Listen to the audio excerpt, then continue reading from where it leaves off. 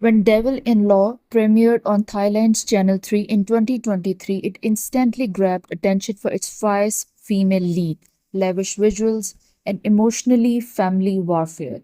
Adapted from the Nantana's novel Spy, this 17-episode series walks a tightrope between love, revenge, and redemption, a story where every smile hides a wound and every promise hides a plan.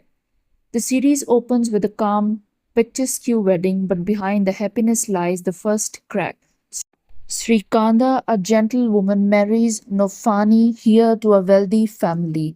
Yet the fairy tale quickly turns nightmarish as her mother in law, Madame Nuan, makes her life miserable. One of the earliest gut punching scenes shows Srikanda silently enduring the humiliation at the dinner table, a trembling hand serving food, a husband looking away, and a mother in law whose words cut sharper than the knives. The camera lingers on Srikanda's eyes, silent cries that no one hears. Eventually, the abuse and emotional isolation leads her to tragedy. Her death feels less like an accident and more and like inevitable outcome of the cruelty. Enter Farveen, Srikanda's younger sister. She's not here to cry, she's here to collect the debts. When Farveen walks into the same mansion bearing the same surname as Nofani's new wife, the stage is set for one of the Thai television's most satisfying revenge dramas. From the moment Farveen crosses the threshold of her sister's old home, every corridor seems to whisper with ghosts. She is polite, but her eyes burn with a secret mission. One of the most memorable early confrontations occurs when Madame Nuan offers her a cup of tea, a symbolic gesture of acceptance, and Farveen calmly places it back on the table, replying, I only drink what it's not poison. The subtle smirk that follows turns the moment into pure television gold. Each episode deepens this tug of war. Fauvine uses intelligence, legal tricks, social influence to outmaneuver the Madame Noir. There is a particularly iconic scene where she invites her own father to live in the mansion, defying the class barriers just to shake the matriarch pride. The camera pans to Madame Noir's frozen smile, the kind of smile that could curdle the milk. Despite the revenge, Devil-in-Law does not let go of its romantic heart as the story progresses. Favine's relationship with Nofani becomes unexpectedly complex. The marriage begins as a contract, a tool of vengeance, but there are tender moments when the camera softens, the background music fades, and the silence speaks louder than anger. One scene lit by warm lamplight shows Nofani tending to Favine's injured hand. She pulls away pride first, but then stays, eyes glistening.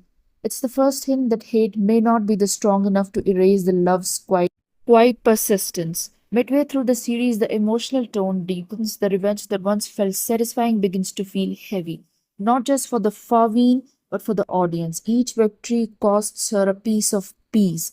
Writers cleverly weave in themes of class, pride, and social hypocrisy. How public reputation can hide the private rot.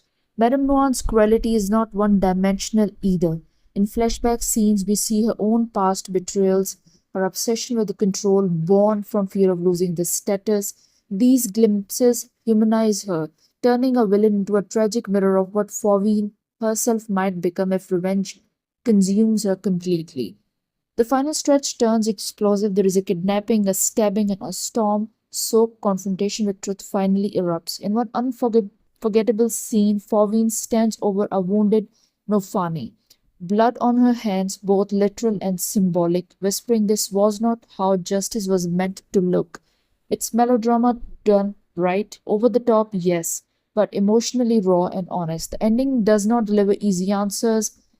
Forgiveness and regret blur together. Madame Noir's empire crumbles not just because of Fauvine, but because of her own sins finally catching up. Fauvine learns that revenge, once completed, leaves silence behind, a silence louder than the grief. Devon in Law 2023 is a storm of emotions wrapped in elegance, a revenge drama that doubles as a critique of toxic family hierarchies and social facades.